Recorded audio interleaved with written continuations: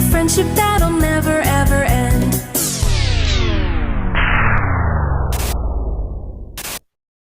Run!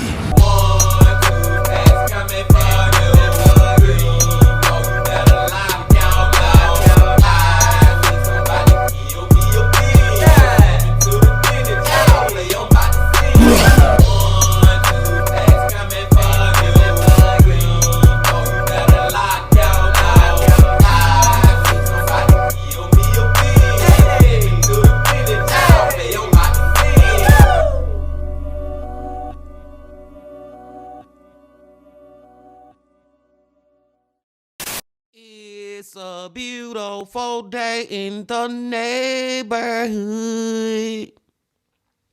Reaction being yo 651.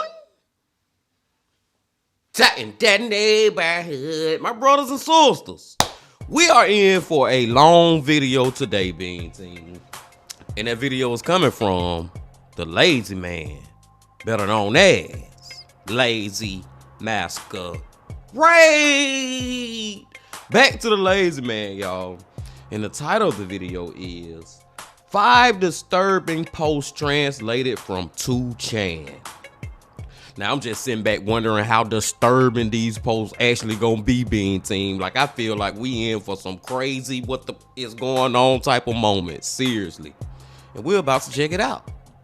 But before we check it out, I said it's a long video. And it's over an hour long, 1 hour and 2 minutes and 7 seconds to be exact. So y'all know what y'all got to do.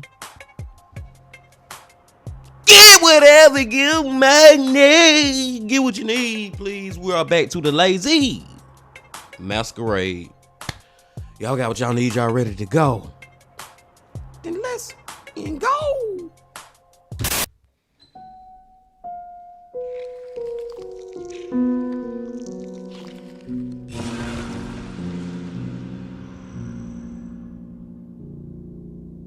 The Lazy. The following posts were all found in the archives of Futaba Channel, aka 2chan, an anonymous text board turned image board where users ask questions, discuss topics, and in some cases, share personal stories. For this video, a handful of the most bizarre and disturbing posts have been translated from Japanese into English. The OPs behind all 5 claim them to be true. But just before we dive into them, the holidays are my favourite time of year, but let's— Lazy Man with his commercial. But did y'all hear the most important thing that he said right there? All of these are said to be true. You know what I'm saying? So I'm gonna keep an open mind, just think about like, could this be true or not? You know what I'm saying, man? I'm gonna try to keep an open mind with it. Cause you know, you get a lot of stuff from like 2chan over here in the United States, like Reddit. People be lying. Reddit is one of the worst places when it comes to like social, what do you call that, social media? I bet whatever you want to call it. I call it social media, sort of, kinda. But it's one of the worst places where people just get on there and just be freaking lying they tail off and be saying like ish is true that is not true, that happened to them in their life or something. It's crazy on Reddit. And 2chan is basically Reddit over there in like Japan and stuff. But I digress. Let's go, y'all. Let's get it. If you've been paying attention to current events, then you know that there's been a huge uptick in Yamibaito cases, especially in the Kanto region. For those who aren't aware, Yamibaito basically translates into black market part-time job. It's work that's advertised online, with each listing promising quick and easy money. Yakuza membership has been steadily declining as of late, and so they've turned to outsourcing some of their work. With a drop-off in Yakuza dominance, new criminal rackets have also started to spring up, scouting for new recruits to help them with anything, from robbing stores to swindling grandmas out of their life savings. Damn. Those who respond to the ads generally fall into one of 2 categories: young, gung-ho delinquents too stupid to get a real job, or down on their luck losers who don't exactly know what they're getting into until it's too late. I guess you could say I fall into that second category. For months, I'd been struggling to find a job, and was pretty desperate for cash. My poor grades and lack of a degree meant I was basically unemployable in the white-collar sector, so despite my scrawny frame, I'd been working as a labourer for a company that had just gone bust. My mother was very sick. Her medical bills were piling up. My rent was overdue. You get the picture. One thing I had, which few people in Japan do, was a truck. That allowed me to do odd jobs here and there, helping people move heavy items, doing the occasional bit of work for small construction companies, all cash in hand, I'm afraid to say. But work had dried up. I spent most nights looking through the lesser known recruitment boards online, searching for anyone in need of a workman. Most of the ads were either junk or looked too suspicious, but I was keeping an eye out. That's when I found a listing for a delivery driver. It was short and simple. Heavy goods transporter needed. One-night job. No experience necessary. Must be reliable and ready to go ASAP. And the first question I'll ask them before I take this job is, okay, what exactly am I delivering? You know what I'm saying? Because I feel like that's going to be the crazy part. Like, what am the freak am I delivering, man? Is it some illegal-ish or not? It listed 60,000 yen for one night of work, with the payment being made immediately after completion of the job. Too good to be true, right? Well, Right. I messaged them, and within minutes, got a response. The person I chatted with seemed really friendly, and told me to download a private messaging app called Signal for quicker and easier communication. On the app, I could see that she was an attractive woman, around my age, who claimed to work for an asphalt company. She asked me to send a photo of my driver's license to confirm I could legally make the delivery, and that made sense. Once checked, she told me to meet at midnight, near the docks. Not a great sign, I know, but I figured I'd check it out, hear them out, and bail if things turned shady. At worst, I'd wasted a little time. At best, I'd made some much-needed cash. When I got to the docks, the place was deserted. I waited, checking my phone, when a man emerged from behind a shipping container. He stopped at a distance, his face half in shadow. "You're my guy?" I nodded, not daring to say a word. He gave me a once-over, then stepped forward. Up close, I could see that he was older than me, mid-40s, with slicked-back hair. The kind of guy who looked like he'd kill me without blinking if he needed to. The suit he wore was completely unfit for work at the dockyard. He hopped into my passenger's side seat and directed me to drive closer to a specific shipping container. Then, once parked up, he motioned for me to follow him into it. We approached the container in silence, and he unlocked it. Inside were 3 metal drums. "Come on, give me a hand with these." My stomach dropped, but the guy's eyes told me that this wasn't optional anymore. I helped him load the drums onto the back of my truck, gritting my teeth at the sheer weight of each one. They were heavy, cold to the touch, and sealed tight with thick metal lids that didn't offer any clue about what was inside.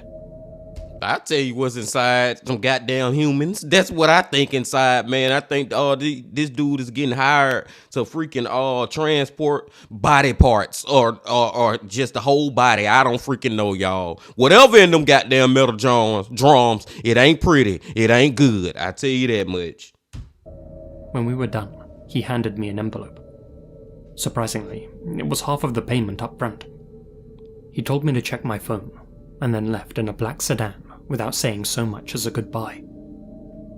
Eventually, some instructions came through on Signal. A location pin dropped in a remote area. "Drive straight there. Don't stop, no matter what. When you arrive, they'll know what to do." Rather than ask what I was delivering, I pulled away from the container yard.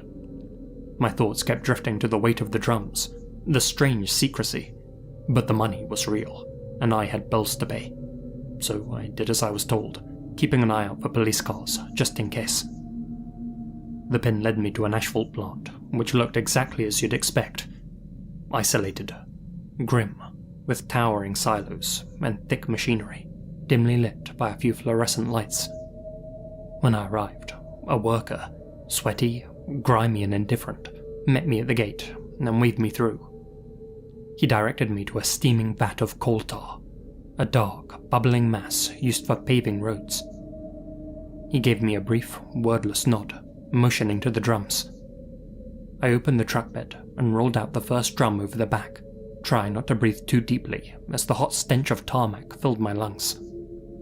The worker handed me a crowbar, gesturing for me to pop the lid. I did so, prying it with all my effort, but the moment the seal broke, a foul stench filled the air. Chemicals, sharp and nauseating. I recoiled, trying not to gag, but the worker just looked up at me and laughed. "First time cooking meat stew?" he wheezed in a thick Chinese accent, exposing a half-complete set of brown teeth. His breath cut through even the chemicals and stung my nose further. I forced myself to look inside the drum.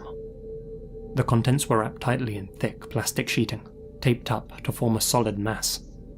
I couldn't make out what was inside, but I felt an overwhelming sense of dread. I shoved the drum's contents over a conveyor belt, watching as it journeyed towards a bubbling mixture of coal tar and gravel that burned at 3,000 degrees. Damn. We repeated the process with the other two. As soon as I was done, the worker handed me 20,000 yen, 10 short of what I'd been promised, but enough to keep me going for a while. Enough to buy my silence. With a simple hand gesture, he waved me off without a word. The job was complete. I told myself it was best not to ask questions. When I got home, I checked my phone once again. There was a new message on Signal. "Nice work. There'll be more for you. If you're smart, you won't speak about this to anyone. We'll be in contact." And it's like at this point for me, y'all, this person should know that whatever the freak you delivered, whatever you put on the conveyor belt, whatever was in the drums, you know you doing some illegal ish. Because the people you working for are acting too damn suspicious and got you meeting them at suspicious places and all this craziness. Like, no, man, I know the money good and I know they back down on their luck, but I'm not finna do no illegal ish for no freaking money. Like, seriously, because now I'm finna put myself, not only am I down on my look, my down on look ass gonna end up in jail. Seriously. I stayed up all night, questioning what I had just done, rationalizing away the darkest possibilities. But one word stuck out in my mind. Yamibaito. I'd heard the term used once or twice, but hadn't clocked that I could fall victim to it. But would gangsters really hire a random guy to transport? No, that was ridiculous. Of course, I began researching how Yamibaito groups operate, just in case. Learned how they use secret, heavily encrypted messaging apps to communicate with their part-time workers. How they employ a chain of middlemen to cover their tracks and shift liability. How you never really know who's behind it all. Still, this had been a one-time deal, and I'd have to live without knowing for sure what I'd disposed of. By the end of the month, the money had dried up, but I had no intention of browsing any dodgy recruitment sites again. But I didn't need to. Around that same time, a new message came through on the app that I'd almost forgotten about. Signal. I politely replied to whoever was orchestrating things that I wasn't interested in any further work, but they kept texting me. I ignored their messages for a solid hour. That is, until they sent me a photo of my apartment building. Oh. Shit. My address was on my driver's license. I considered contacting the police right then and there, but felt that 1. I'd be implicating myself too much, and 2. Signal was a confidential app that permanently deleted each message sent, so I had no evidence that they were blackmailing me. Wow. Heck, I didn't even know who was blackmailing me. Before I could fully consider my options, a message came through. Is Mummy home? I went to... Oh, hell no, man. See? Oh, my God. Now it's like, dude, not only am I in trouble, now you freaking threatening my damn family? Whoever this is tied up with the mob or something. Mafia or something. What the freak? The location they sent me. Picked up some more cargo, as they called it, and drove it to the asphalt plant. I noticed how after releasing their contents, the drums were washed out in a large device, as if preparing them for reuse. This time the pay was half of what it had been. Not that I could kick up a fuss. They had me, hook, line and sinker. Yeah. That evening, I figured it best to install a secret dashcam to capture my interactions as leverage should I ever need it. My new employers messaged me again a few weeks later, and then again a few weeks after that. Each time, I'd pick up the drums from different locations, sometimes the docks, sometimes a storage facility on the outskirts of the city. I'd always be assisted by a new face, who would tell me to drive to the same asphalt plant. There, I'd dump the contents into the vat of coal tar, and then leave. I'd gotten used to ignoring the strange weight and the awful smell of the cans.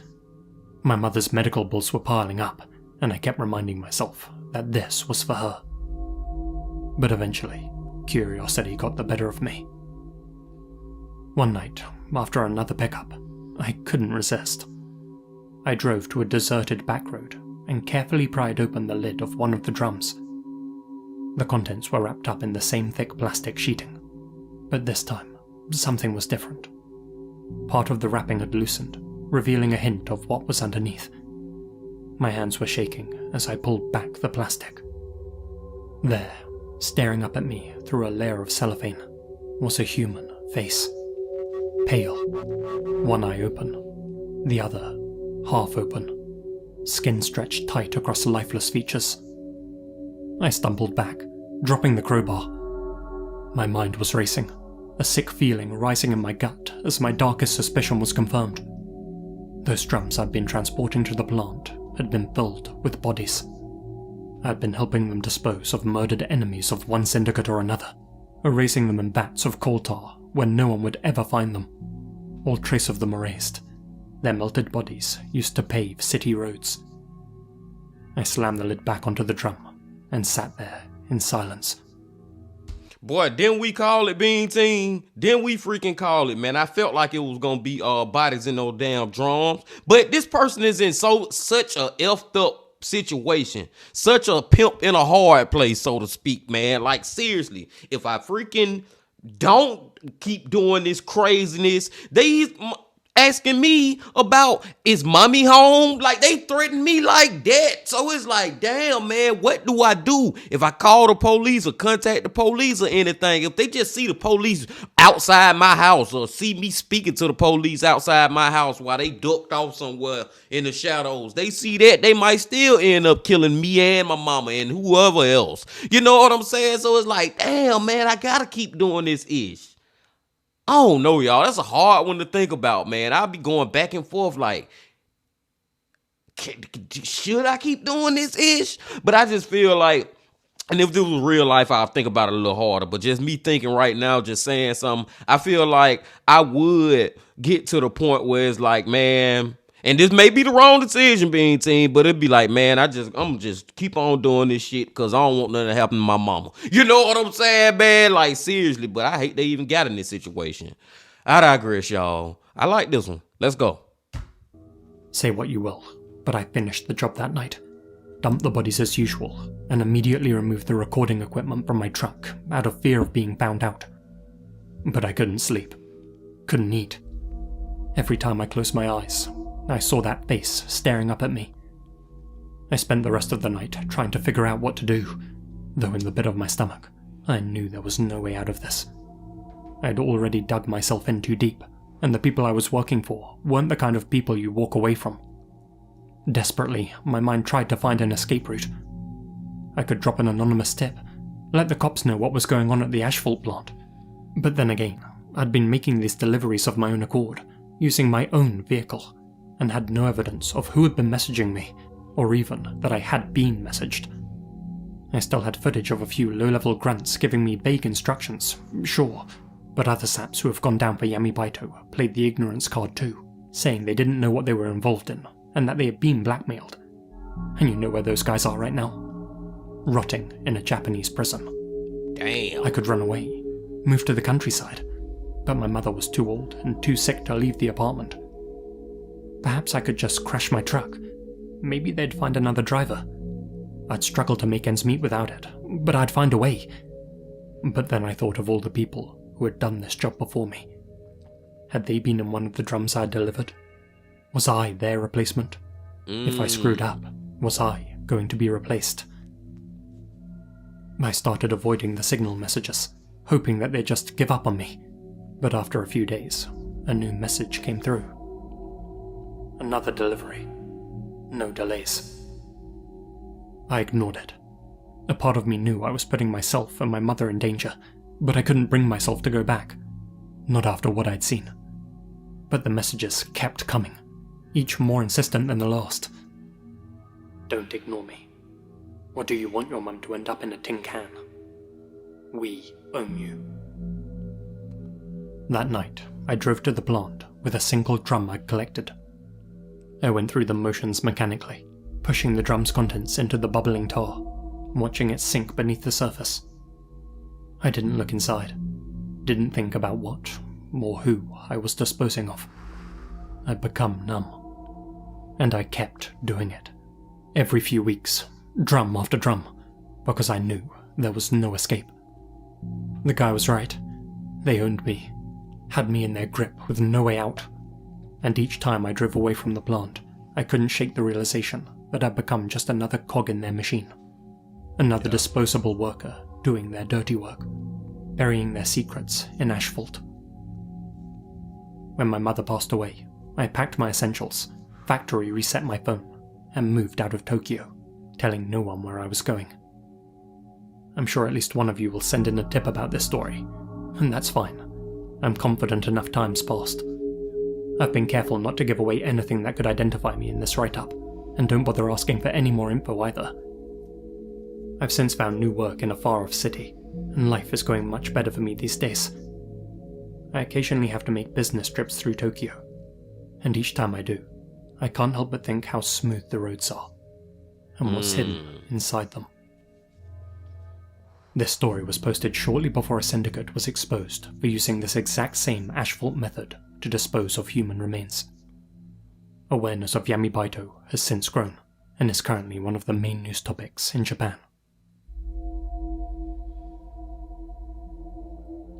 That was a good freaking story, y'all. And I just want to say I'm glad that they did end up getting away and escaping. You know what I'm saying? After the mama passed away, we don't even know. It may have been a male or female who was doing this job. But I'm just glad that, you know, I hate that their parent passed away, but after she passed away, they was able to get away. Long story short, freaking long, man. They was able to get away.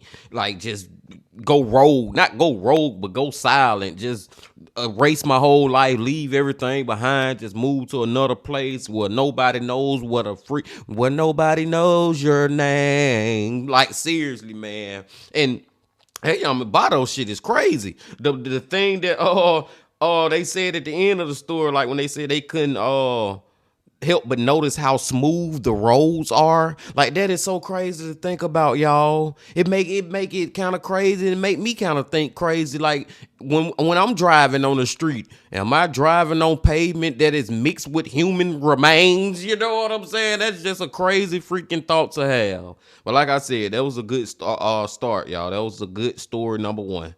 Let's go to number two.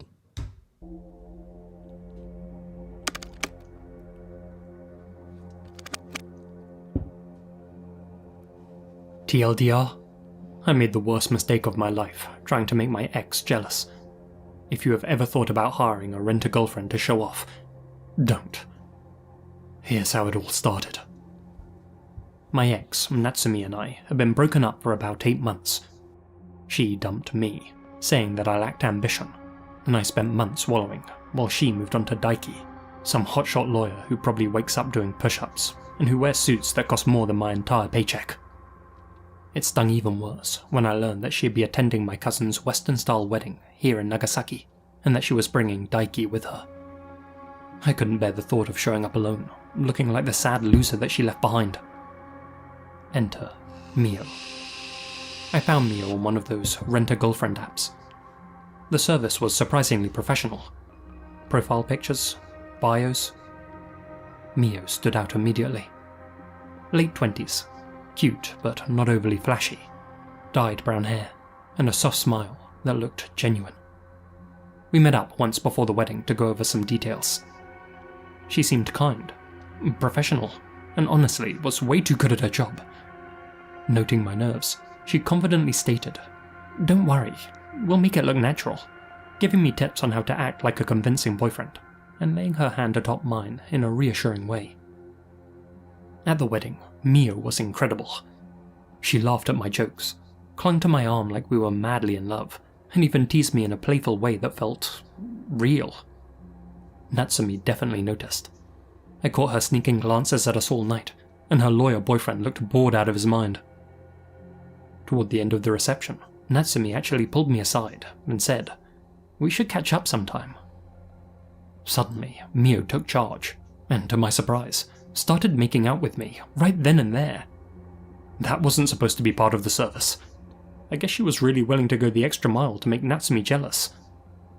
Nice. Man, I just gotta point out real quick, y'all. I have never heard of this service or whatever so that you hire a girlfriend.com. But I'm wondering, like, this is happening over in Asia and Japan, I think. But I'm wondering, does that exist in the United States? I'm gonna search that up. I'm gonna search that. I'm Googling that, man, when we get done with this video. But that's the first thing that stood out to me. Like, what the freak? That's actually a thing. But another thing is like, damn, it's actually working. His girlfriend, ex-girlfriend, stopped him and said, we should catch up later on. You know what I'm saying? So it looked like it worked. But now we got Mio, the fake, the hired girlfriend, actually kissing him and tonguing him down. Is she falling in love with him for real? Like, I don't know where we going with this one, y'all, but I'm very intrigued. As extra as it was, I soon came to my senses and looked around, noticing at least a dozen guests and the foreign priest staring at us in shock. Needless to say, we made a hasty exit, admittedly laughing as we did. After all, it was mission accomplished. Or so I thought. The next morning, I got a line message from Mio. "Ohayo gozaimasu. Had a dream about you last night." I figured she was just being friendly, and texted back a polite thank you, letting her know I appreciated her help. She replied almost immediately. "I had so much fun yesterday. Let's meet up again soon, okay?" I didn't respond, figuring she was just trying to make an extra buck out of me. "How about this weekend? Off the clock, of course." Oh, well, perhaps my old charm had rubbed off on her. Honestly, I'm not sure what Mio saw in me. I'm not particularly good looking or well off, but she seemed to keep pushing for a meetup. She was really cute, but falling for someone who goes on dates with other guys would have destroyed my mind more than Natsumi breaking things off with me. Anyway, I'd already gotten what I needed, and decided not to text Mio back. As luck would have it, Natsumi texted me back later that same day, saying that she missed me and wanted to catch up. One coffee date turned into 3, and before I knew it, we were seeing each other again. Wow. And Mio? I figured she had moved on to her next client. Except she hadn't. Every morning, she sent me good morning texts. Every night, she'd tell me sweet dreams.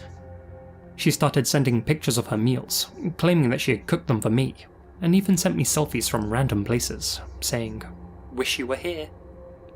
I ignored her. And that's when things started getting creepy. One night, I came home to find a plastic bag hanging on my doorknob. Inside was a bento box with a handwritten note. "Made this just for you. Enjoy. Mio." How did she even know where I lived? I called her immediately. "Mio," I said, "this has to stop. We had a business arrangement, and it's over. Please don't contact me ever again."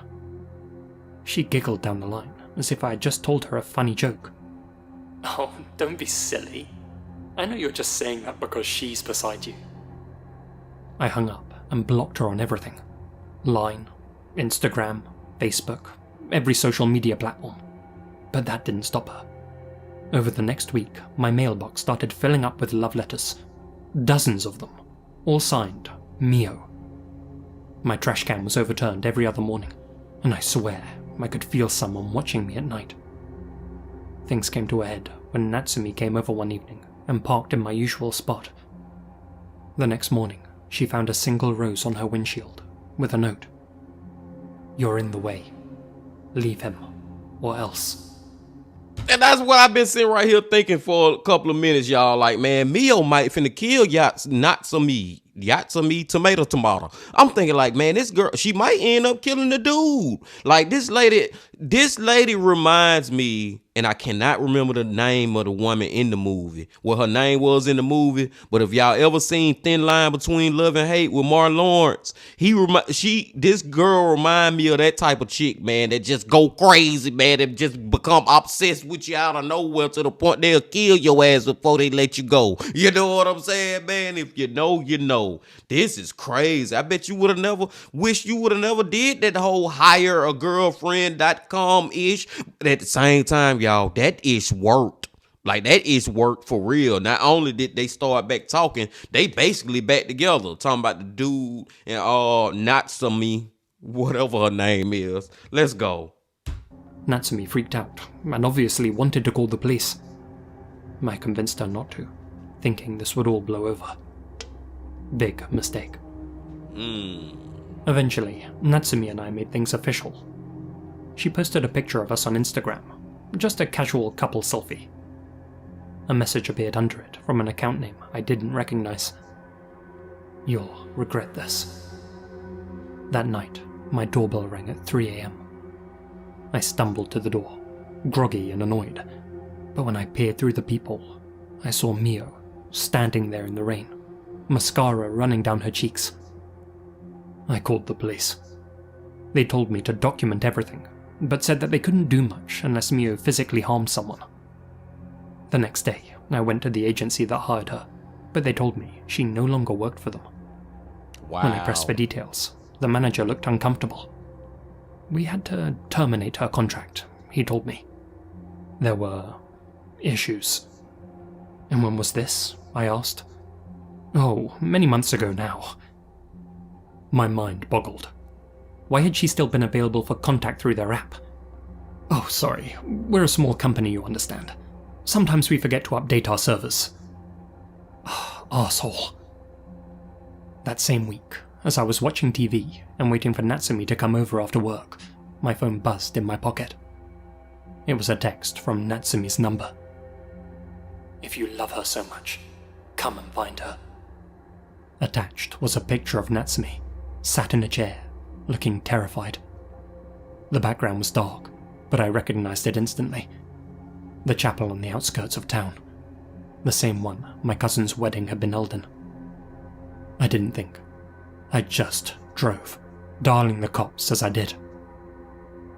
The church was even creepier than I remembered. My flashlight flickered as I pushed open the rotting doors, the creak echoing throughout the cavernous space. And that's when I saw her. Mia. She was standing at the altar in a white wedding dress. Her hair was wild, her makeup smudged, and her eyes burned with a manic intensity. Natsumi was slumped in a chair nearby, crying. "You came," Mio said, her voice bright and cheerful, as if we were meeting for a date. "I knew you would. Now we can finally be together." "Mio, let her go," I said, trying to keep my voice from shaking. "This has gone far enough, don't you think?" Yeah, it went way far enough, just way up out of here, way up out of the park, the ballpark, man. What the hell? That shit got me when the lazy man just said not only has she kidnapped Natsumi and all that, but just the fact that she inside this church and she got a damn wedding dress on, y'all. Like, this lady is fucking crazy as hell. Long story short story, long. I hope they survive, man. Well, we know the man had to been survived because he would not. Mike had to been survived because he would have not been able to tell this story, right? This one here starting to sound like some movie-ish, man. I ain't gonna lie, you know what I'm saying, man? It's hard to believe what is true and what is not with these 4chan Reddit stories from people and stuff. But if this one fake, it's still the goddamn good. Fuck it. I like it. Let's go. She tilted her head, her smile never wavering. "Oh, don't worry about her. She doesn't matter anymore. You love me now, don't you?"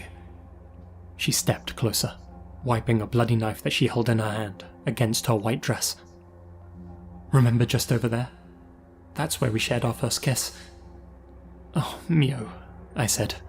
"Please, I don't even know you." Her smile faltered. For the first time, I saw something dark and dangerous flash across her face. You don't get it, do you? She only wants you because of me. She ditched you, remember? She twirled the blade in her hand as she spoke. I wouldn't do that. I'm standing here willing to make a promise, a commitment, and you're just throwing it back in my face. She began to step towards Natsumi.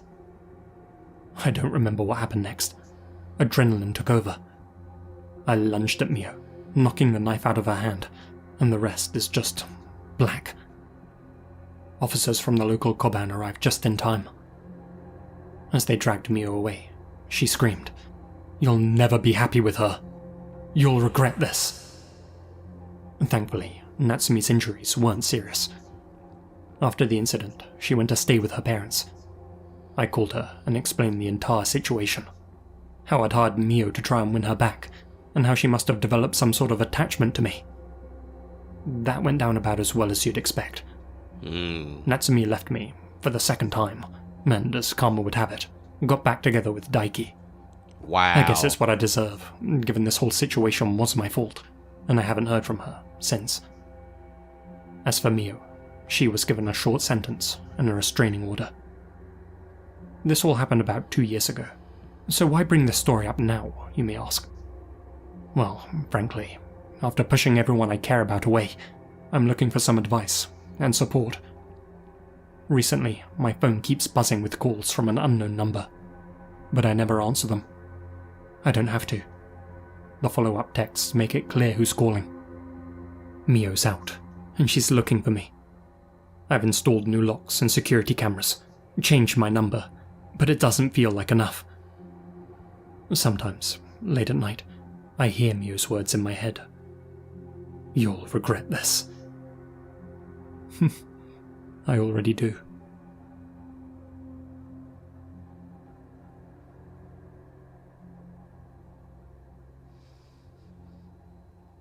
And you know what's so crazy, y'all? I was sitting right here saying, man, hey, it worked. He back with Natsumi. He back with her. You know what I'm saying? In the end of the day, it worked. But at the very end of the day, it didn't, man. It didn't, because Natsumi ended up going right back with the other dude. And all you did is create a freaking stalker problem. You know what I'm saying, man? Man, Mio is freaking crazy, y'all. I'm glad she didn't kill Natsumi, though.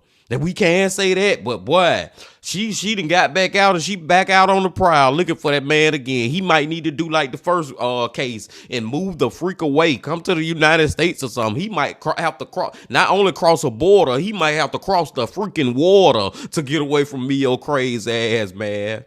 Let's go, y'all. So far, so good with the laser, man. We almost halfway through it.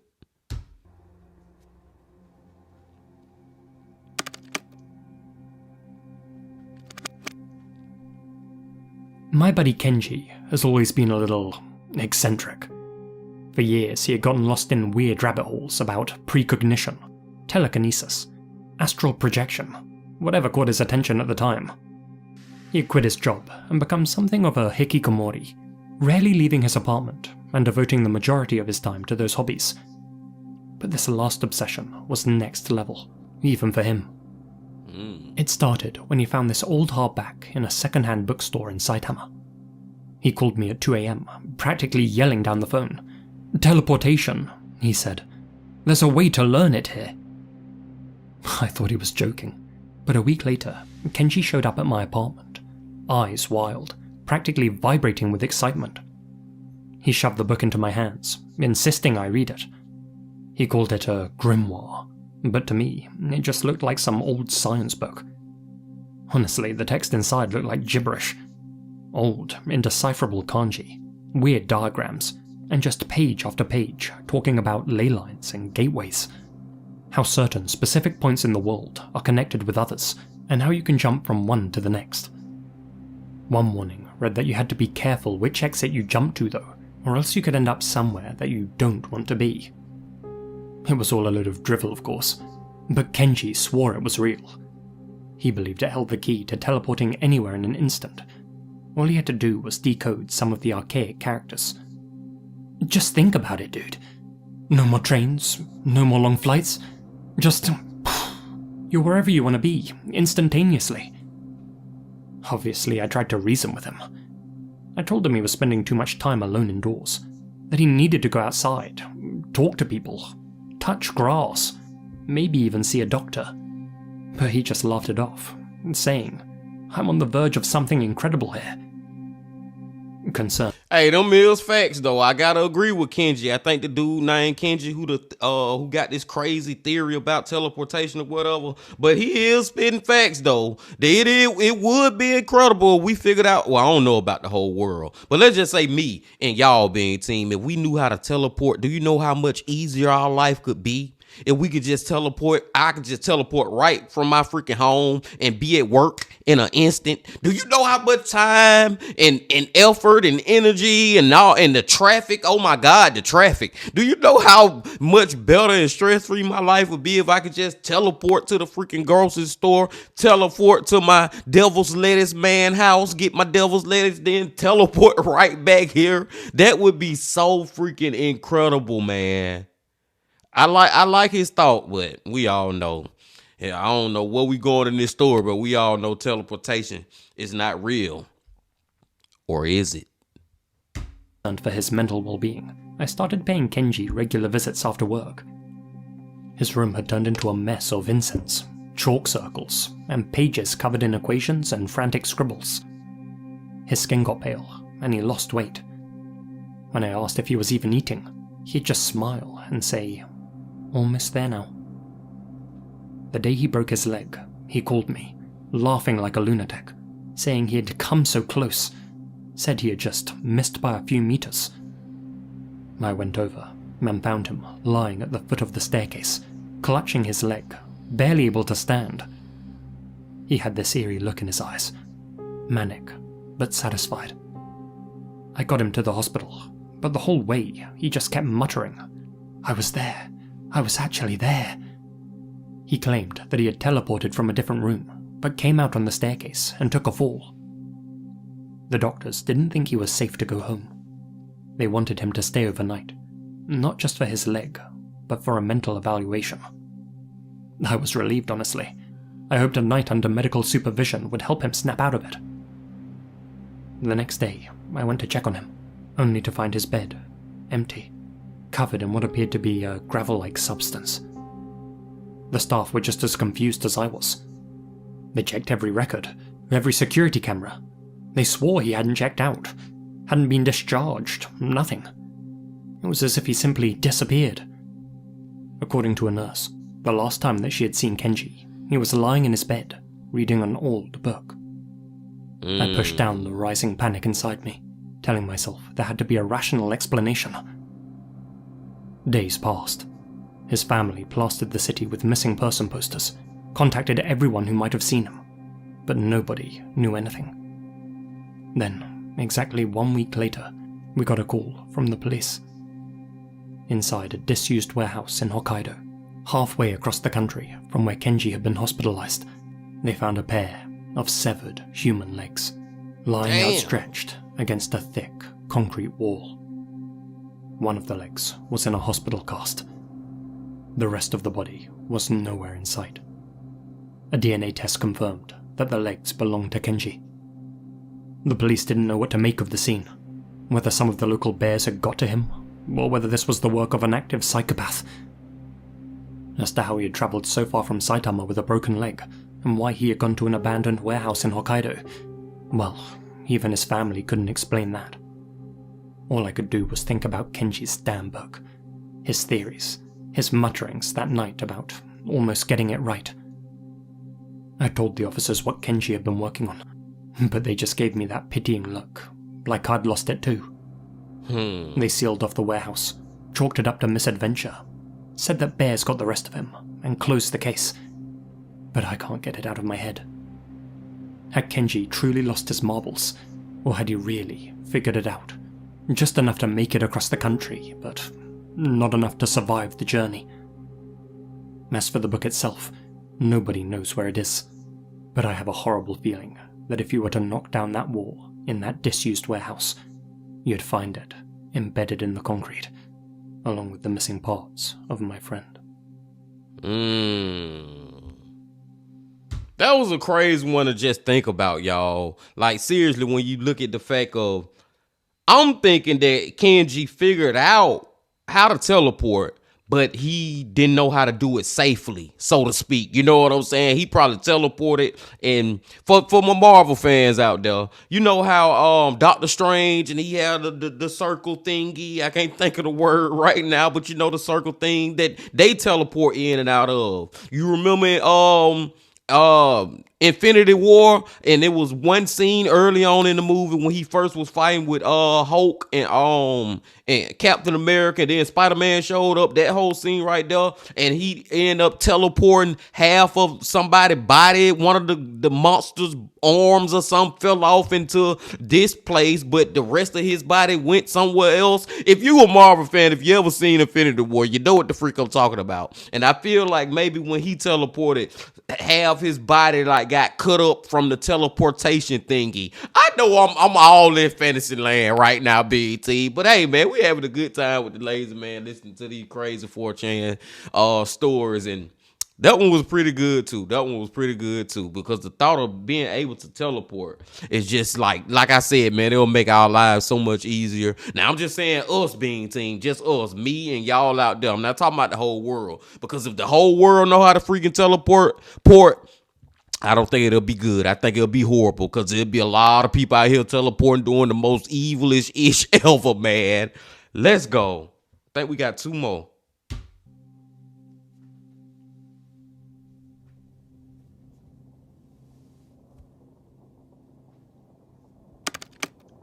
Room 404.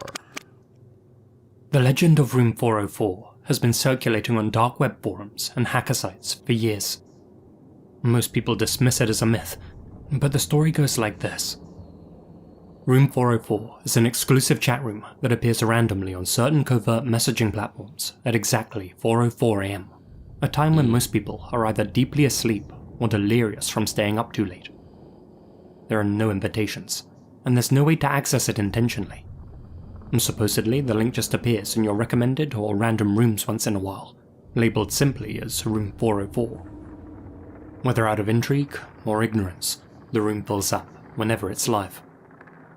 Only 8 users can join Room 404 each time it appears, and no usernames are visible in the chat. Everyone's assigned an anonymous ID, User 01, User 02, and so on. There's a host, who could be human or bot, and their messages appear in a distinct font without a username. The chat usually opens with complete silence. No one wants to be the first to speak. But as soon as someone breaks that silence, something strange starts happening. A scripted message will appear, which simply reads, "Welcome. You will shortly be asked a series of questions. Please answer them honestly." Users typically respond with various jokes, but the chat usually remains tense. Soon, the questions start to appear. Some general, like, "Why are you here? How much do you trust strangers? What scares you the most?" Or, "What would you do if you couldn't leave?" And others, more pointed, personal, and oddly specific, mentioning recent events in each user's area. Though some people believe these prompts are generated by an algorithm, others feel like the chat's being moderated by a real human being. After each question, the room begins to purge the chat by ejecting each participant one by one. The order appears to be based on a vote. The questions appear at 2-minute intervals, and after each one, a poll appears with each user's anonymous ID. Dozens of votes are cast, suggesting that the conversation is being watched in real time by an unseen audience. What metrics they use to decide their vote remains unknown. The user with the least votes is immediately ejected from the chat. The moment before you're kicked, your username changes to your IP address. Then suddenly converts to a seemingly random string of kanji and numbers. Many people leave feeling confused, except those who realize that those random characters are their exact home address, written backwards. Well, this one here just took a crazy dark turn. What the freak? There it is. Whoop, there it is. There go the craziness right there. The fact that if you get, this is like some Survivor-ish, like the TV show Survivor. This is like that on an online the social media platform, dark, deep, and mysterious, what the is going on type of shit, man. Like, seriously, this is like, what the freak? These people end up exposing your home address if you get voted off from this not TV show, social media show. Let's go. That's crazy. More recently, some users have reported hearing faint sounds or seeing flickers on their screens while in room 404, as if the host was trying to access their microphone or webcam. Any attempt to leave the chat early results in a pop-up box with the phrase, "Leaving so soon?" The only way to exit is to disconnect your device from the internet or stick things out to the end. Speculation about room 404 runs wild. Some say it's a digital surveillance network test run by government or private intelligence agencies. They speculate that participants in room 404 are added to an experimental surveillance list, marked as compliant or resistant based on their answers. Others theorize that room 404 is a training ground for an AI meant to model human behavior in anonymous settings. The questions are supposedly designed to draw out predictable patterns and test what types of conversations provoke emotional reactions. The address reveal at the end, they say, is intended to be disturbing enough to discourage returning users, allowing the experiment to keep its integrity by engaging only newcomers. A small subset of people believe that room 404 is something much more sinister, that it's an interview of sorts, and that each participant is inadvertently auditioning for a red room. This theory is substantiated by the surprisingly large number of past users who've talked about their experience with room 404, only to fall off the face of the internet entirely. Among them, one particular story stands out, shared by a community forum user going by the name Ordinary Soul. They claimed that they were able to join room 404 on 3 separate occasions, but were always voted out before the end. What Ordinary Soul had noticed was a pattern.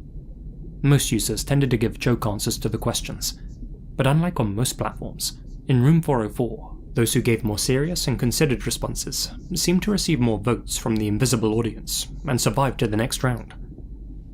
Curious to see if there was a prize for making it all the way, on his last foray, Ordinary Soul began to give more sincere answers to the questions. When asked, "What's the worst way to die?" he typed, "Being flayed alive."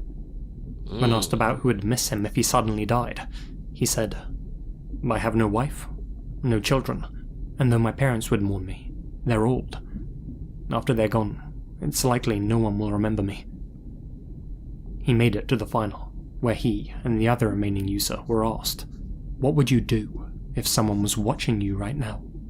Ordinary Soul responded, "I'd make the cowards show themselves." He gained the lion's share of the vote and came in first place. Seconds later, his competitor was disconnected without fanfare, leaving OS alone in the chat room.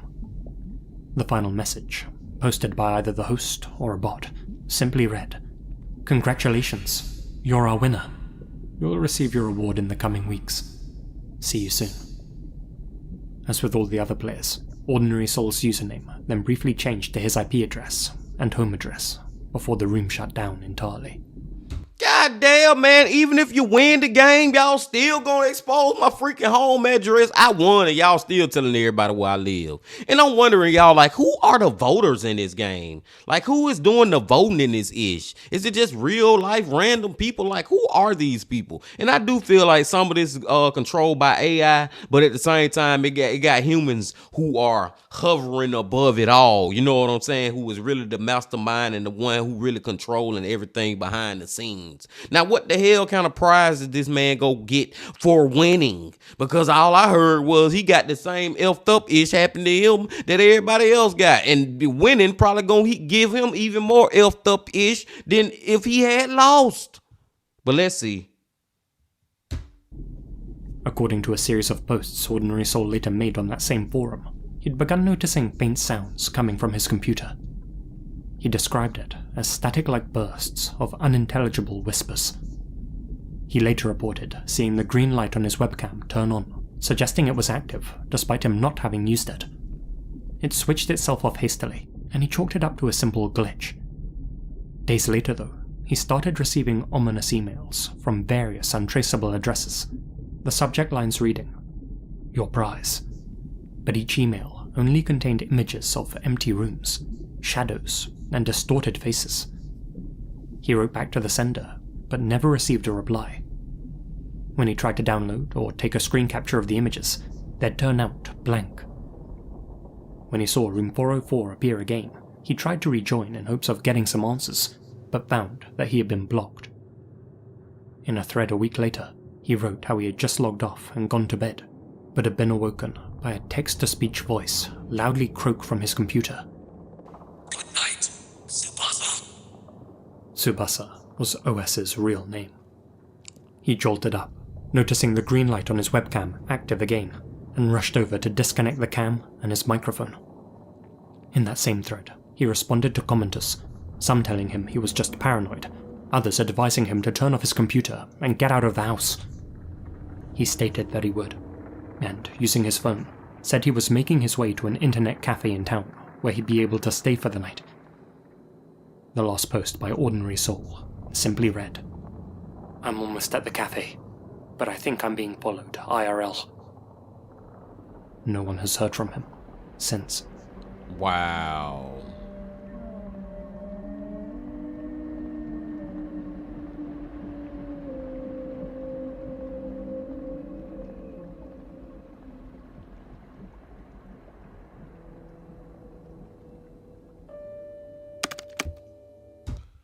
Man, I'm almost at a loss for word with that one, man. It, like I said that shit too. I said it a little earlier. I was like, man, you win the game and it seemed like you gonna get done even worse. You know what I'm saying? And this dude did even worse. He got done dirty being seen. Like, what the freak? They probably was following him in real life while he was walking to that cafe, kidnapped him, and took him back to a dungeon or a room, maybe just end up just killing him. I don't freaking know, man. That is freaking crazy, though.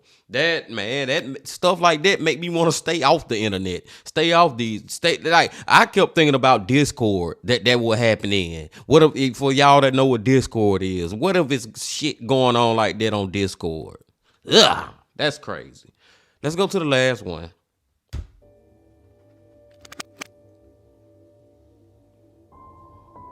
Do you guys ever think how many cults there are in Japan? It's a lot, but every time someone brings it up, it sounds way crazier than it actually is. Most of them are harmless stuff.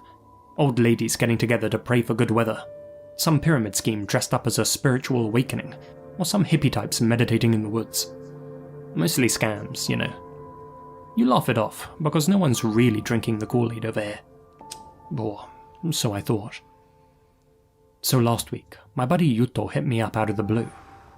We hadn't talked in ages, but he's always been a chill guy, with a strong flower power vibe. The type of dude who brews his own kombucha, and who goes on retreats instead of holidays. Anyway, he tells me he's been going to these spiritual sessions lately, and says I should check it out. It's no big deal, he tells me. Just a group of like-minded people talking about improving themselves. You'll like it. At first, I'm like, nah, sounds like some MLM garbage. But the thing is, Yuto doesn't usually fall for that kind of stuff. Plus, he's been acting off. He dodges questions when I tease him, and there's this weird edge to his voice, like he's too eager. Part of me's worried he's fallen into a scam, but another part's just curious. I mean, who wouldn't want to peek behind the curtain, right? So I agree to join him on one of these meetings. He gives me the details. It's in this old office building downtown. Nothing fancy, just 3 stories and a large basement, but supposedly owned by the group's leader and used exclusively for the group's own purposes. We meet up, and Yuto's got this big grin plastered on his face, like he's high on something. He's carrying a tote bag with some symbol on it. Kind of like a yin-yang, but with way too many squiggly lines. He doesn't explain. We get to the place, and it's not what I expect. The room is plain, fluorescent lights buzzing overhead, with mismatched folding chairs arranged in a circle. There are maybe 15 people, all ages, and everyone's being weirdly polite, like a PTA meeting or something. Nobody looks like a cultist. No robes, no shaved heads. Just regular people sipping tea and nodding like they're in on some secret. Yuto introduces me to the leader, a middle-aged man called Mr. Kondo. He's all smiles, wearing a simple grey suit. Looks like an accountant. Totally harmless. Welcome, welcome, Kondo says, bowing politely as he does. You're here to seek the truth. I hope you'll find it enlightening. Yeah, okay, whatever. But the vibe's a bit off. Everyone's being too nice, like they're all rehearsing for some indie drama about small-town life. The session starts with introductions. Everyone talks about what brought them there. Stuff like stress at work, trouble sleeping, vague spiritual emptiness, normal problems. Then they start sharing how Mr. Kondo and his teachings helped them. One lady says she cured her migraines. Another guy claims that he stopped having nightmares. It's all pretty tame until Yuto speaks up. I've been coming here for a few months now, he says, and I feel so much more connected. Like I'm finally seeing the world for what it really is. The room goes quiet for a second, and everyone stares at me, like they're expecting me to clap or something. I just nod awkwardly, and Kondo chuckles. It's natural to feel skeptical at first, he says. But the more you open your mind, the more the truth reveals itself. Okay, sure, but what's the truth? Nobody's actually explaining anything. I lean over to Yuto and whisper, is this the whole thing? Just some group therapy? Next. That's why I'm just sitting back wondering, like, y'all, like, you know how you can be in a group and everybody in on the freaking joke, but you have no how to freaking deal what the freak is going on. That's basically him right now. Like, what's going on, man? Y'all kind of weird, but y'all seem kind of cool and regular with the stories and stuff y'all telling about the curing the migraines and doing this and doing that. Even though all that is crazy to me to think that a man with a man on earth will help you cure some itch just from following him. But they seem like kind of like regular people, and the group seems honest. It seems honest, but at the same time, man, it just seems like y'all looking at me all funny and ish, like y'all in on some type of ish that I don't know about. What is it that I don't know about? Somebody tell me what the freak is really going on here. We about to find out. Next comes the meditation exercise. Kondo dims the lights and tells us to close our eyes. His voice gets all soft and soothing as he guides us through some generic relaxation script. Breathe in, breathe out, visualize your energy flowing through your body. You know the drill. I'm halfway to zoning out when he drops this line. Now, imagine the thread connecting you to the Great Wheel.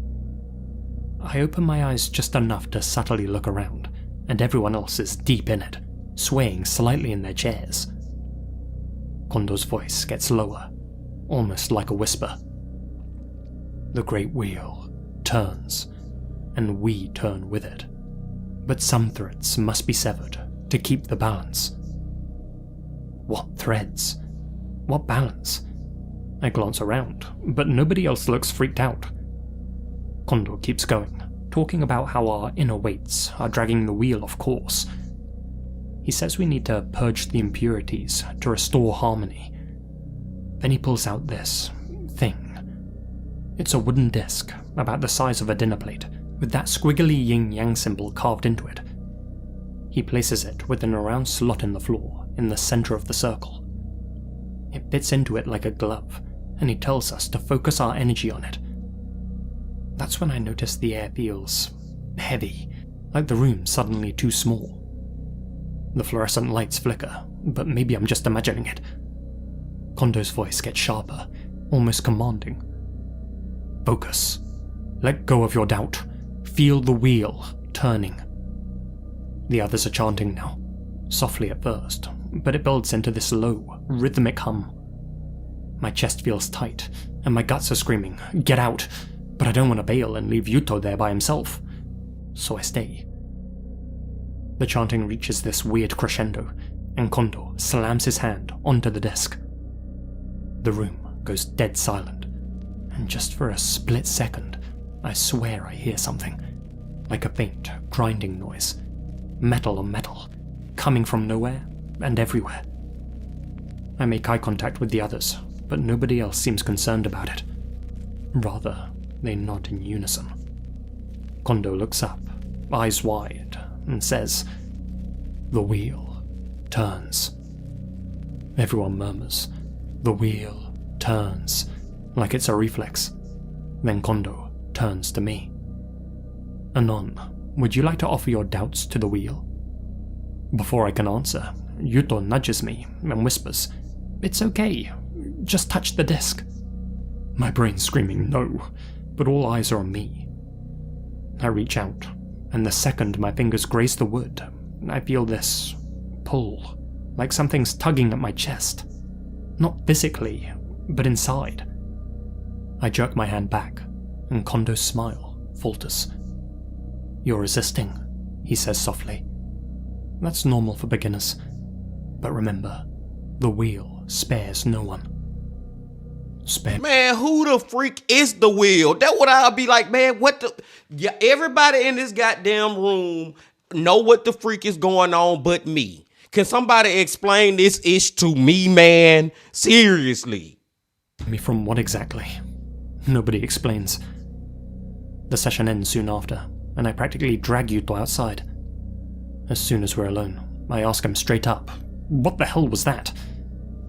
Yuto shrugs. It's hard to explain. You have to experience it a few times to understand. That's when I noticed the tote bag again. It's noticeably empty now, and I point it out. What was in there, I ask. He hesitates, and then smiles. Offerings for the wheel. I don't push. I just go home. But I'm seriously worried about him now. I want to make him see sense, so I plan on attending the next meeting with him and calling out this nonsense for what it is. Maybe then he'll see sense. Update. Okay, so I went back like I said. Don't judge me. I wanted to know what the hell my friend was getting into. This time, I didn't plan to blend in. Everyone was super friendly again, but not in a fake way. They genuinely seemed happy to see me there. Mr. Kondo, the leader, gave a little speech about how the wheel turns for us all, and how our threads of doubt need to be severed to set us free. Still vague, and I just sat there with my arms crossed. But there's something about the way he talks. It's calm and commanding at the same time, like he knows exactly how to make you listen.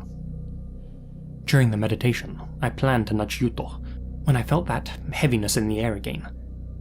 The disc was back, and people were touching it one by one.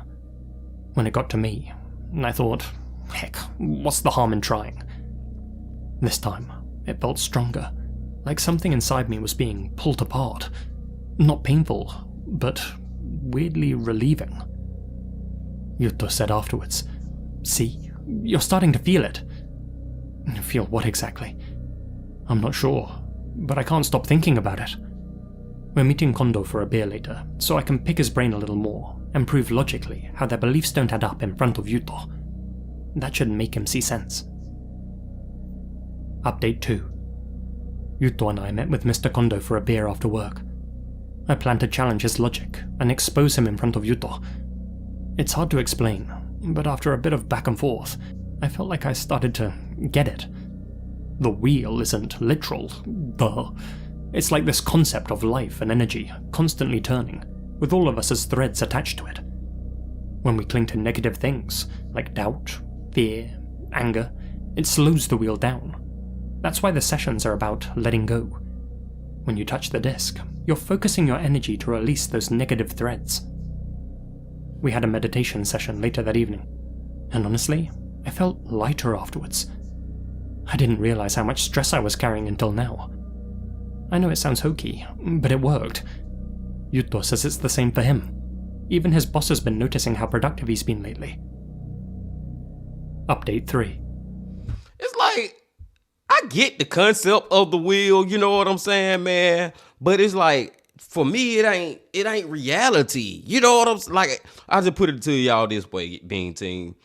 Like, you could try to act like everything all good and I'm all stress-free, I have nothing to worry about. But man, if you're a grown-ass adult, you got some ish to worry about. Nothing is always just you can be just stress-free and carefree about every freaking thing. You know what I'm saying?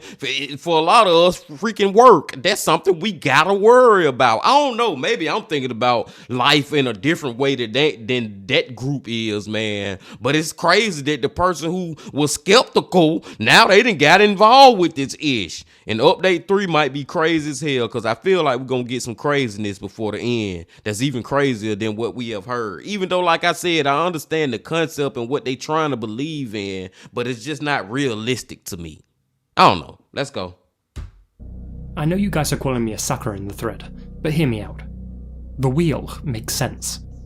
Think about it. How much of your life is spent worrying about things you can't control? The wheel teaches us that those worries are just threads dragging us down. When you sever those threads, you feel free, lighter, more connected. I've been talking more with Mr. Kondo after sessions. He's not some scam artist after all. If anything, he's a genius. Super successful, financially and spiritually. A guy like that must know a thing or two about how to live properly, right? He's been doing this for years, helping people turn their lives around. One guy in the group said he quit drinking after just 1 month. Another said his chronic pain went away. It's not magic, let me get that straight. It's just about realigning yourself with your natural flow. It's just a way of living better. Update 4. Okay, something happened last night. During meditation, the room felt different. The air got heavier, like something was pressing down on us, and Mr. Kondo was guiding us as usual, but his voice sounded distant, like it was coming from far away. When I touched the disc, I felt this surge of heat in my chest. Nothing painful, but intense. For a moment, I thought I saw something. A faint, spinning shape behind my closed eyes, like a giant wheel turning, impossibly huge, with threads stretched out in every direction. Kondo called it the true wheel. He says I'm making progress, that I'm starting to understand what it really means to let go. I didn't want to admit it at first, but I think he's right. Update 5. I've been reading some of your replies, and honestly, most of you don't get it. And that's okay. The wheel isn't something you can understand just by reading a post. You have to experience it. Some of you asked about the offerings. Essentially, we just give up things that hold us back. Physical reminders of our negative threads. For me, it was an old journal that I used to vent all my frustrations. I handed it to Mr. Kondo, who said that he'd feed it to the wheel, and then, during the meditation session, I immediately felt this release. You call it symbolism, but it's more than that. When the wheel turns, it takes those burdens with it. Update 6. Man, at this point, I done got to the point, y'all, where I want to go to one of these damn meetings and experience it for myself, man, because maybe I don't get it. Like they were saying, it's hard for you to just read this on 2chan, and be like, oh, and understand what this really mean with the wheel and all that. But it's just, to me, it's like, long story short, story long, some kind of way, y'all within this group have wired y'all brain to think that the world is perfect and there is nothing to ever worry about. And when I keep saying worry may not be the right word. Stress, worry, tomato. Y'all get it, what I'm saying, man. It's just like, dude, life will never be perfect like that for us to all be walking around. It's a beautiful day in the neighbor. 24/7, man. I don't get it, but I would like to go experience it for myself now that we pretty much know they not on no evil-ish. They ain't gonna kill you when you go and they'll sacrifice you to the gods or whatever. Long ain't none of that craziness going on. I'll go check it out, man. And I'm taking some of y'all too, Bean Team. Let's go. Here's a twist for you. Yuto's thinking of leaving the group and said that his mum's been nagging him about it. She thinks it's unhealthy and calls it a cult. He laughed it off and said that he's going to take a break to make her happy. Honestly though, I'm surprised. Yuto was the one who got me into this, and now he's walking away? I told him I thought he was making progress, but he shrugged and said, maybe, but it's not worth the drama at home. He said he'd tell Mr. Kondo at today's session, but he didn't show up. He's always been fickle. Update 7. Yuto hasn't been in the group for over a week now. But something happened at the last session that I can't stop thinking about. We were doing the usual meditation when the room felt different again. The air got heavier, and the grinding noise I thought I imagined in the first session was back. Soft at first, but louder as we focused on the disc. When I touched it, I saw something behind my closed eyes again, like a huge wheel in the darkness. I didn't mention Yuto's absence, but Kondo-san didn't bring it up either. It's like nobody noticed he was gone. Update 8. Something strange happened today. Yuto's mum called me out of the blue, asked if I had seen him. I told her that we'd been going to the group together, but he said he was taking a break. She got quiet for a second and said that she hadn't seen him in weeks. Oh. She's been calling his phone, but it just rings and rings. She thought maybe he'd gone back to the group. I told her not to worry, that he probably just skipped town for some space. Yuto's always been a free spirit after all. But, I don't know. I've been thinking about how he told me that he was going to talk to Kondo-san before he stopped coming. I'm sure it's nothing, but I'll ask him next time I see him, just in case. Update 9. Do y'all think that Yu-Gi-Oh, I can't remember his name, man. Y'all think he skipped town for real? Or he got kidnapped or even killed? I don't freaking, did the group end up sacrificing him to the gods? I don't know. Yuto is still MIA, but I don't think it's worth worrying about like some of you suggest. The wheel teaches us that people come and go in life, just like threads unravel and reconnect. Maybe he's moved on to a new path, and that's okay. The wheel did its job for him. His mum called me again, asking if I'd heard anything. I told her the same thing. He probably just left town. She started crying, but I didn't know what else to say. What's the point in clinging to worry? The wheel takes care of everything in its own time. As Kondo-san tells us, the wheel turns for us all, whether we realize it or not, grinding away the old and making way for the new. Maybe Yuto's new led him elsewhere. Anyway, the remaining group's been feeling tighter lately. It's hard to describe, but the more time I spend meditating with them, the more I feel connected to something greater. The wheel isn't just a metaphor, it's a force that turns through all things, balancing and cleansing. Update 10. The wheel is always turning. I've started hearing it outside the sessions. Late at night, when the world is quiet, there's this faint grinding sound. It's comforting, a reminder that the wheel is working, even when I'm not. Kondo-san says that I'm attuned with the wheel. It's part of me now. I'm starting to see how everything in life connects, how every thread, every decision contributes to the greater balance. Some people aren't ready to hear this, but that's okay. The wheel turns for everyone, whether they realize it or not. Final update. Uh-oh. To those of you still following this thread, thank you. I hope my journey has helped one or two of you see the truth, even if only a little. Yuto's mum has stopped calling me. I guess she finally understands that he's moved on. So have I.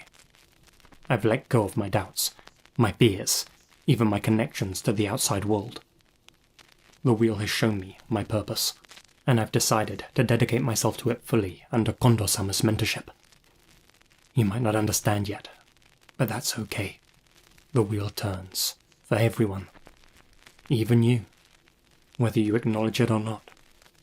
It grinds away the old, the unnecessary, and makes way for the new, the essential. And when the time comes, you'll feel it too. That grinding pull, stripping away everything unnecessary, leaving only what's true. The wheel grinds away the old. It spares no one. And that's how it should be. Thread closed by OP.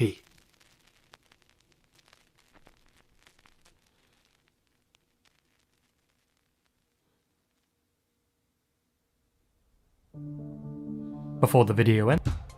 That last update, the final update to me sound like a whole bunch of gibberish and hogwash to me, being team. Like I'm just sitting right there like this is just basically a cult member, and it was a cult. But this is one of those people who and believe that this whole will ish, and I'm not going back through all the craziness of it, but they actually, this was just an example of a cult member, and it was putting this what it exactly what that last one was, man. That whole thing was putting you into the mind of a cult member from start to the finish, or from start to when they deep off in it. You know what I'm saying? Because you got to keep in mind, this person was the one who was skeptical of the whole thing, and just over time they just became more and more and more and more into this ish. So when we get to the final update, they just completely lost me. Like, dude, what the hell are you talking about, man? I don't know, big team. That one was good, man. But all these was good, y'all. All these was freaking good, man. I'm not gonna hold y'all too much longer. Just want to speak on the ones before that very quickly. Room 404. Room freaking 404. Jesus Christ. That's, I'm telling you, if you know what Discord is, because that's what I think about with it. But the fact that the man would win the freaking game and still be end up more than likely kidnapped or killed by them, is like he went. It's like his prize, when they was like, your prize coming, his prize was his freaking death. That was just freaking crazy. The one before that with the whole teleportation thingy, I don't know, y'all. Like I said, Doctor Strange, if you know Infinity War, if you know Marvel, man, with the teleporting rings and how I can cut your limbs off, I'm thinking maybe that did happen to him. Was a great story. Now, I really enjoyed the one before that with the rent-a-girlfriend. Freaking Mio, crazy as hell. I still cannot think about that lady. I think her name was Brandy. Was it Brandy? If any of y'all made it this far into the video and you know about thin line between love and hate, and the crazy lady, when her name Brandy on there, man. If y'all, matter of fact, if you never seen the thin line between love and hate being team, please go watch that movie, man. It's like a late 90s movie, like 96, 97, 98, 99, somewhere like that. But it was a great movie from Martin, and it basically had Mio in it, but her name was Brandy. I'm pretty sure that was her name. But the long story short story long about that one is the fact that it looked like it was working the whole time, but in the end, his whole plan just failed, just blew up in his face, and his damn ex, who he got back with, ended right back up with her ex that she left him for. Like, it was crazy, man, but it was good. It was good. And the very first one we started off with the Yamabato, like, dude, that dude was like literally a pimp in a hard place. Like, he was just stuck in a effed up position. Like, if I don't keep working for these people that I know are freaking basically disposing of bodies in such a way where they will just kind of like cease to exist, so to speak. You know what I'm saying? And I'm involved in all this ish. If I stop doing it, they gonna come after my mama, they gonna come after me, they gonna kill me and all that. But after the mama passed away, they was able to escape. So at least they was able to escape. But I digress. I'm gonna go and let y'all go, big team. We have most definitely been here long enough, but it was nice to do another video over an hour long, man. And I appreciate y'all coming on back as always. And before you leave, just please hit that like button, comment, subscribe, and do all that if you ain't did that yet. And remember this: love, peace, and happiness. Stay safe. Don't stop. Keep going. Gail.